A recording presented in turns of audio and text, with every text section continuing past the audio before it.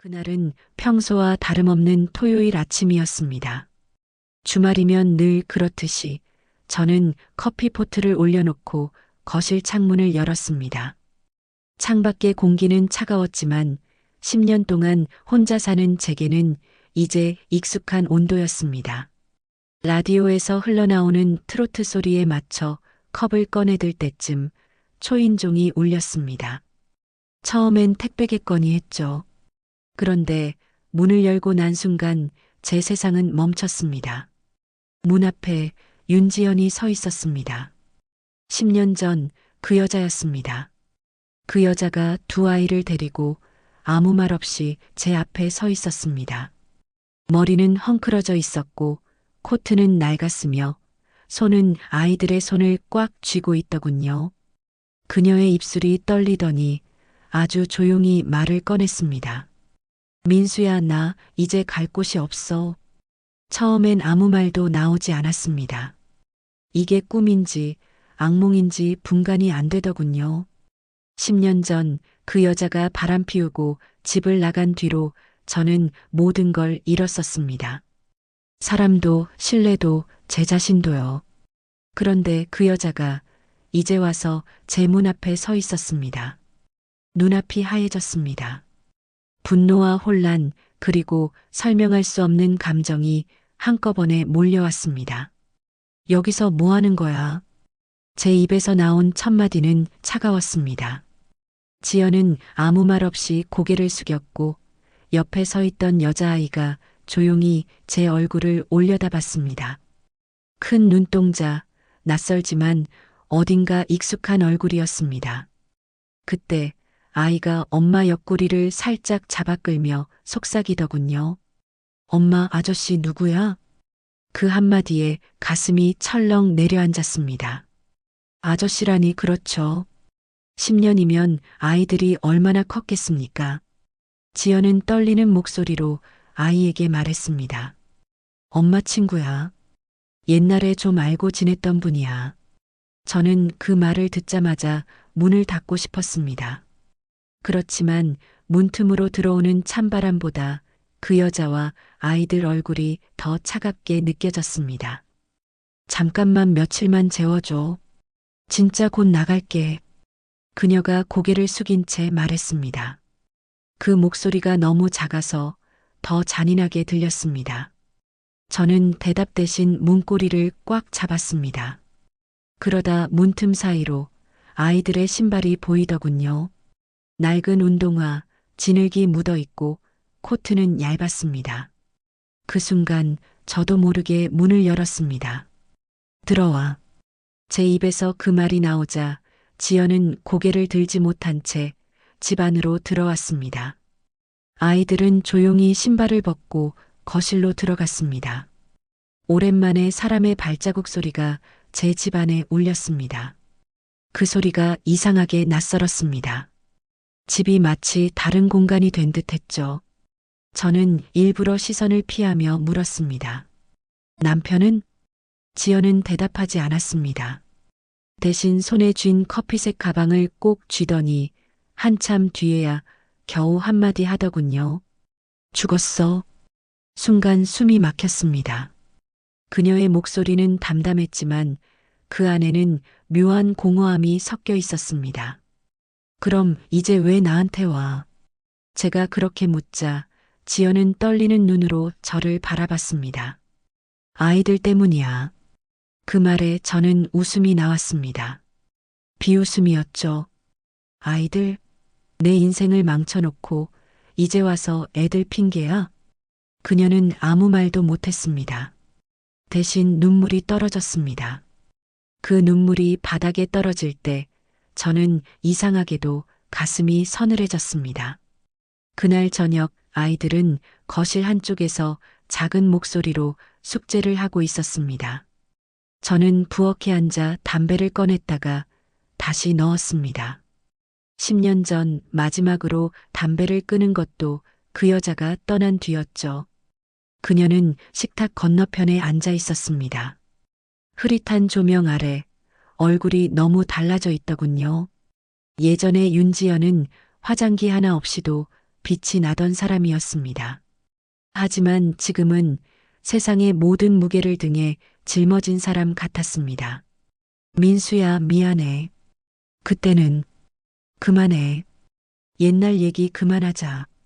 제가 말을 끊자 그녀는 조용히 고개를 숙였습니다. 저는 그저 컵 속 커피만 바라봤습니다. 10년이 지나도 이 여자의 목소리는 제 심장을 건드렸습니다. 그게 더 싫었습니다. 밤이 깊어가고 아이들은 작은 방에서 잠이 들었습니다. 지연은 그 방 앞에 앉아 아이들 머리를 쓰다듬으며 말하더군요. 괜찮아, 이제 괜찮을 거야. 저는 그 모습을 보고도 아무 말도 하지 않았습니다. 그저 문틈 사이로 들어오는 그 목소리를 듣고 있었습니다. 10년 전 이 여자가 떠난 날도 저런 목소리였거든요. 무너진 목소리, 끝까지 아무것도 말해주지 않던 목소리. 그날 밤 잠이 오지 않았습니다. 거실 불을 끄지 못한 채 새벽까지 앉아 있었습니다. 커튼 사이로 희미한 달빛이 비쳤고 그 빛 아래에는 낯선 그림자 세 개가 있었습니다. 지연 그리고 아이들. 10년 동안 잊었다고 생각했는데 단 한순간에 모든 게 무너졌습니다. 도대체 왜 지금, 왜 아이들과 함께 나타난 걸까? 그리고 왜 그 아이들의 얼굴이 그렇게 나를 닮아 보였을까? 그날 이후로 제 인생은 다시 흔들리기 시작했습니다. 10년 동안 잠잠하던 과거가 제 문 앞까지 찾아온 날이었습니다. 아이들이 거실 소파에 앉아 숙제를 하는 동안 저는 부엌에서 물컵을 들고 서 있었습니다. 10년 만에 보는 그들의 표정은 낯설면서도 묘하게 익숙했습니다. 소율은 머리를 길게 늘어뜨리고 고개를 살짝 숙인 채 연필을 잡은 손이 떨리고 있었고 도윤은 시선을 바닥에 두고 손가락을 꼼지락거렸습니다. 아이들이 나를 바라볼 때 마음 한켠이 아릿하게 저려왔지만 동시에 분노가 올라오는 걸 막을 수 없었습니다. 지연은 식탁에 앉아 조심스레 말문을 열었습니다. 민수야, 아이들 좀 봐줘. 잠깐이야. 말투는 예전 그대로 조심스럽고 낮았습니다. 잠깐이라고? 그게 뭐야? 10년이나 떠나놓고 이제 와서 잠깐이라고? 제가 반말로 뱉자 그녀는 눈을 깜빡이며 고개를 숙였습니다. 말없이 손가락만 꼬고 있는 모습이 더 미워 보였습니다. 그러면서도 그 눈빛 한켠에는 분명히 아이들을 지키려는 절박함이 섞여 있었습니다. 소율이 제 시선을 피하며 조심스레 속삭였습니다. 아저씨, 저희 엄마랑 오래 알고 지냈어요?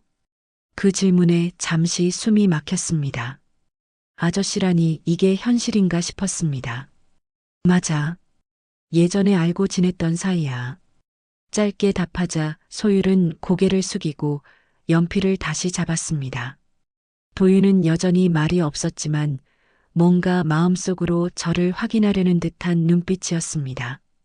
지연은 잠시 숨을 고르고 말을 이어갔습니다.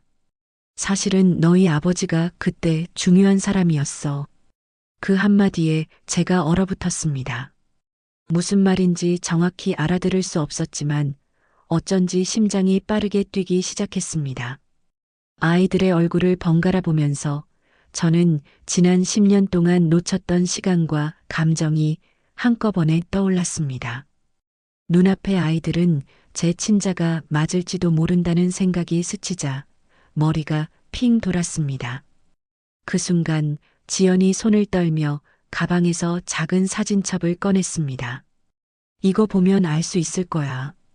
사진 속에는 어린 시절 아이들과 함께한 흔적들이 담겨 있었고 저는 처음 보는 장면이었지만 왠지 모르게 심장이 뭉클해졌습니다. 그녀가 사진을 보여주며 말할 때 저와 아이들 사이의 공기는 조금씩 무거워지기 시작했습니다. 민수야, 너희 아버지가 맞아. 믿든 안 믿든 그게 사실이야. 그 말이 끝나자 소율은 눈을 크게 뜨고 도윤은 천천히 고개를 들었습니다. 저는 말없이 컵을 쥔 손을 내려놓고 심호흡을 했습니다. 분노와 혼란 그리고 묘한 연민이 뒤섞여 말이 나오지 않았습니다. 단지 아이들의 시선이 제게 향한 그 순간 제 마음속에 잊고 살았던 부성이 천천히 깨어나는 것만 느껴졌습니다. 거실은 조용했습니다. 라디오 소리조차 작게 들리는 듯했고 아이들의 연필 소리만 공기 중에 울려 퍼졌습니다. 10년 동안 잠잠했던 과거가 이렇게 눈앞에서 살아 움직이기 시작했습니다. 그리고 저는 깨달았습니다. 이 재회는 단순히 불편하거나 어색한 수준이 아니라 앞으로 모든 것을 흔들어 놓을 시작이라는 것을. 그날 저녁 지연은 아이들을 재우고 제 옆에 앉았습니다. 민수야, 나 미안해. 그 한마디를 듣자 분노와 슬픔이 뒤섞인 마음이 다시 파도처럼 밀려왔습니다. 하지만 동시에 아이들의 얼굴이 떠올라 마음 한켠에서 무언가 단단히 결심하게 만드는 느낌이었습니다. 이 불편하고도 무거운 재회는 이제 막 시작일 뿐이었습니다. 10년 전 그날의 기억은 아직도 생생합니다. 저는 그 여자가 집을 나간 날 빈 집 안에서 한참을 서성였죠. 문이 닫히는 소리, 그 뒤로 남겨진 공기, 침묵 모든 것이 제 마음속에 깊게 새겨져 있었습니다. 그때는 몰랐습니다. 왜 그 여자가 그렇게 쉽게 나갈 수 있었는지, 그리고 그 선택 뒤에 어떤 일이 있었는지를. 그녀는 박진우라는 남자에게 빠져 있었습니다. 그 남자, 겉으로는 매력적이고 성공한 사업가였지만 속을 들여다보면 폭력적이고 집착이 강한 사람이었죠. 지연은 그 남자에게서 벗어나고 싶었지만 이미 상황은 너무 복잡해져 있었습니다. 그녀가 집을 나간 이유는 단순한 욕망이 아니라 스스로도 어찌할 수 없는 상황 때문이었습니다. 그때 알게 된 건 그녀가 이미 임신 상태였다는 사실이었습니다. 그 사실을 알았을 때 저는 화가 났습니다. 분노와 배신감, 그리고 이해할 수 없는 혼란이 뒤섞여 머리가 아팠습니다. 하지만 동시에 왜 그 여자가 도망칠 수밖에 없었는지도 이해가 되었습니다. 10년 전 그 순간 그녀는 저보다도 자신보다도 어린 아이를 먼저 지켜야 했던 거죠. 그때 제가 한 말은 아직도 떠오릅니다. 너 왜 이렇게까지 했어? 우리 그냥 이야기라도 할 수 없었어? 하지만 지연은 고개를 떨구고 한숨만 내쉬었습니다. 그때는 이해할 수 없었지만 이제와 돌이켜보면 그 한숨 속에 모든 답이 들어 있었던 것 같습니다. 그녀가 떠난 뒤 저는 모든 걸 스스로 감당해야 했습니다.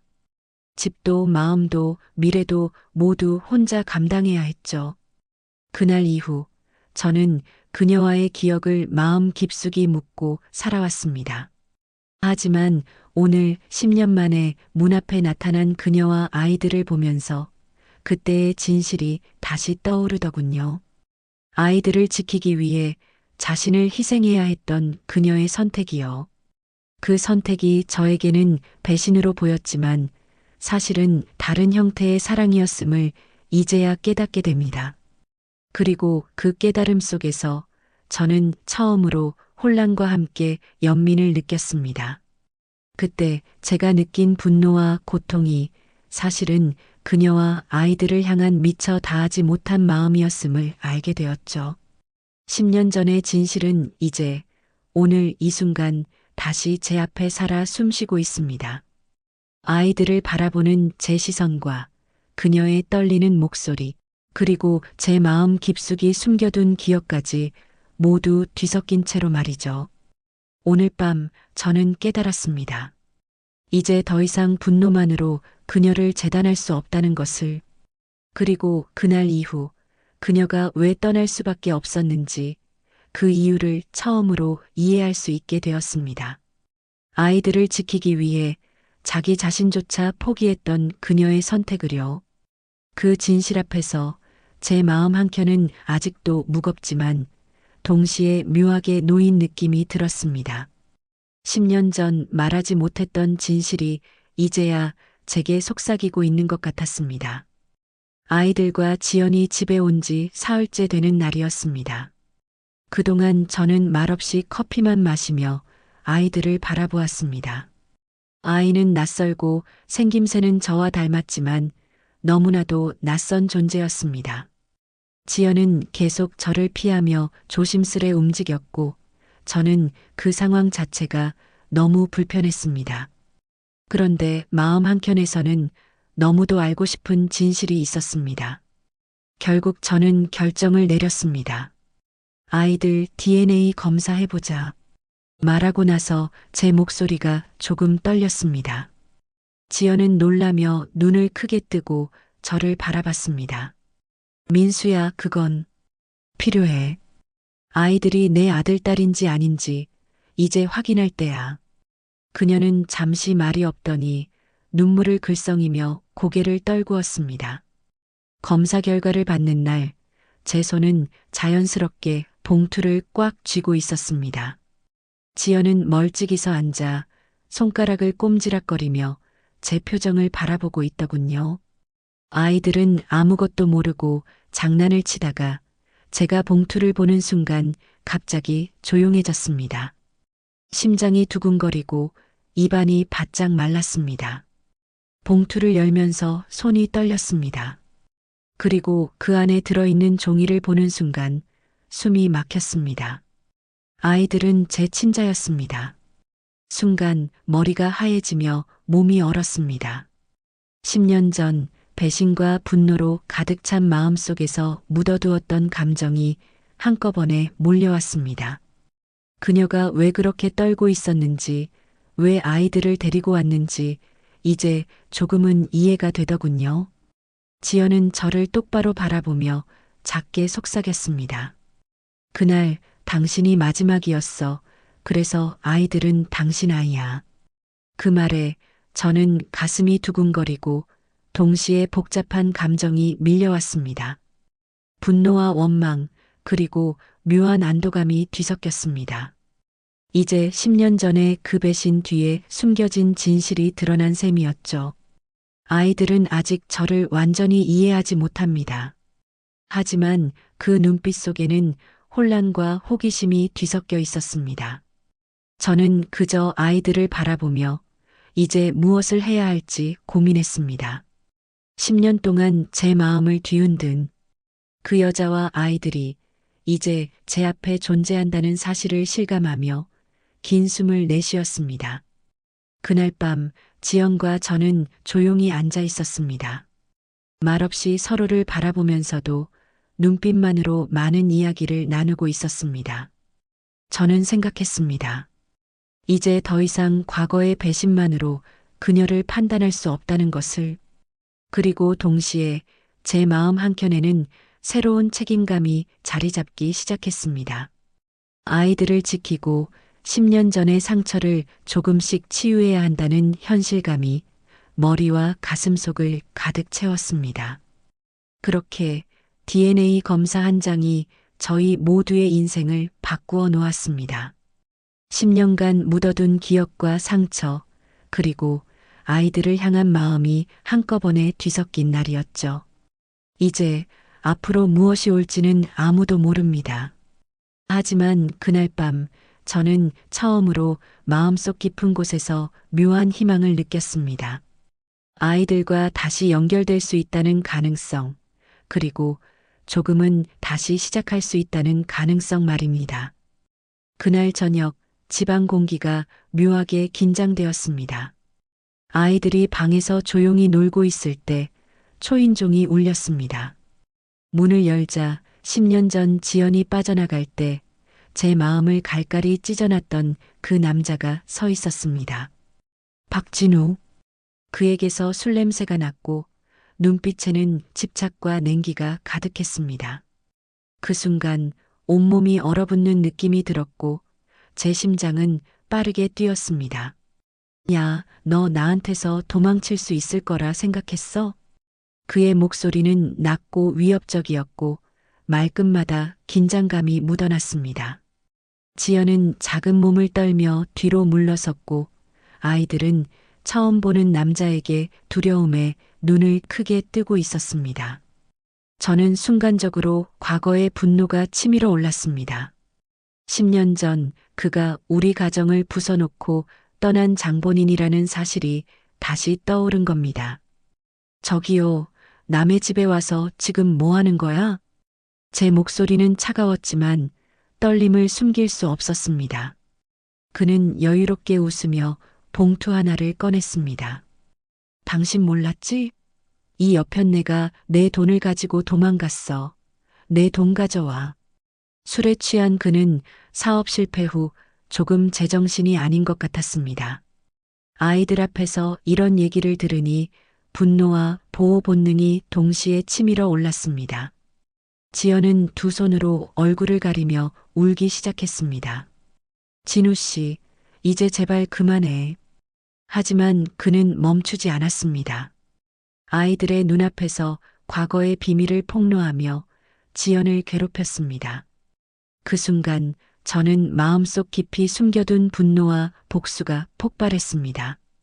그만둬. 제가 소리쳤고 몸이 먼저 움직였습니다.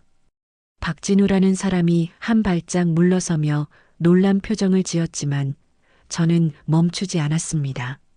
아이들을 지키기 위해 그리고 지난 10년 동안 쌓인 분노를 터뜨리기 위해 그를 막았습니다.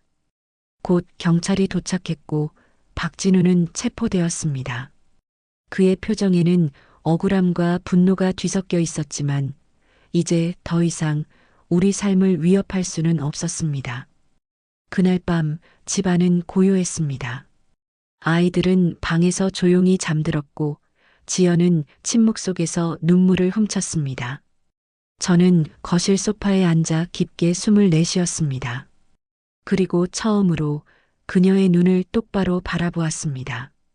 그때 난 너무 어렸고 겁이 났어. 하지만 아이들만은 지키고 싶었어. 그녀의 목소리는 떨렸지만 진심이 담겨 있었습니다. 그날 이후 저는 분노와 원망만으로 그녀를 바라볼 수 없게 되었습니다. 10년 동안 묻어둔 상처와 진실이 한꺼번에 쏟아진 날이었지만 동시에 앞으로 어떻게 살아가야 할지 새로운 책임감을 느끼게 된 날이었습니다. 아이들과 지연을 둘러싼 과거의 그림자가 이제 조금씩 사라지기 시작했습니다. 박진우가 체포되고 저는 조심스럽게 아이들이 있는 방으로 다가갔습니다. 얘들아 괜찮아. 아무 일 없었어. 아이들은 아직 상황을 완전히 이해하지 못했지만 제 손을 잡고 잠시 안정을 찾는 듯 했습니다. 지연은 여전히 떨고 있었지만 저를 바라보며 작은 목소리로 말했습니다. 민수야, 아이들만은 부탁해. 그 한마디에 지난 10년 동안 쌓인 모든 감정이 복잡하게 얽히면서도 동시에 마음 한켠에서 묘한 평화가 찾아왔습니다. 그녀가 이제 아이들을 맡기고 마음을 놓는 순간 저는 처음으로 책임감과 보호 본능을 진하게 느꼈습니다. 거실에 앉아 아이들과 지연을 바라보며 저는 마음속으로 다짐했습니다. 이제부터는 누구보다도 너희를 지켜야 한다. 10년 동안 숨겨두었던 상처와 아픔, 배신감이 아직 완전히 사라진 건 아니었지만 그날 밤만큼은 앞으로 살아갈 방향이 조금은 명확해졌습니다. 아이들과 지연을 둘러싼 과거의 그림자가 천천히 사라지고 새로운 시작을 위한 여정이 막 열리는 느낌이었습니다. 그날 밤 집안은 고요했지만 마음속에는 묘한 긴장과 안도감이 뒤섞여 있었습니다. 저는 거실 소파에 앉아 깊게 숨을 내쉬었습니다. 그리고 처음으로 지연의 눈을 똑바로 바라보았습니다. 그 떨리는 눈빛 속에 지난 상처를 이해하고 앞으로 함께 해야 할 책임과 가능성을 읽을 수 있었습니다. 다음 날 아침 집안은 조용하면서도 평화로운 공기가 감돌았습니다. 아이들은 부엌에서 간단히 아침을 먹고 있었고 지연은 설거지를 하며 조심스레 저를 바라보았습니다. 저는 커피를 들고 창밖을 바라보며 지난 밤의 사건과 10년간 묵혀왔던 감정을 떠올렸습니다. 마음속 깊은 곳에는 아직 상처가 남아 있었지만 동시에 새로운 시작에 대한 기대가 자리 잡고 있었습니다. 아이들이 저를 보고 웃으며 인사를 건넸습니다. 아저씨, 커피 같이 마실래요? 그 말에 저는 잠시 멈췄다가 미소를 지었습니다. 처음으로 아이들과 단순히 어른과 아이가 아니라 가족처럼 소통할 수 있다는 느낌이 들었습니다. 지연도 옆에서 미소를 지으며 조용히 한마디 했습니다. 민수야, 고마워. 오늘 이렇게 있어줘서. 그 순간 저는 깨달았습니다. 지난 10년 동안 묻어두었던 감정, 배신, 분노는 이제 조금씩 자리에서 물러나고 있었습니다. 대신 책임감과 보호 본능, 그리고 새로운 신뢰와 관계를 만들어야 한다는 생각이 마음속에 자리 잡았습니다. 아이들이 부엌에서 떠드는 소리를 들으며 저는 마음속으로 다짐했습니다. 이제부터는 누구보다도 너희를 지켜야 한다. 과거는 지나갔고 앞으로만 생각하자. 점심 무렵 지연과 아이들과 함께 거실에 앉아 이야기를 나누었습니다. 아이들은 천진난만하게 학교 이야기와 장난감을 이야기했고 지연은 조심스럽게 저를 향해 웃었습니다. 저 역시 마음속 깊은 곳에서 긴장을 풀고 단순히 지켜보는 것이 아니라 함께 참여하며 이야기를 나누기 시작했습니다.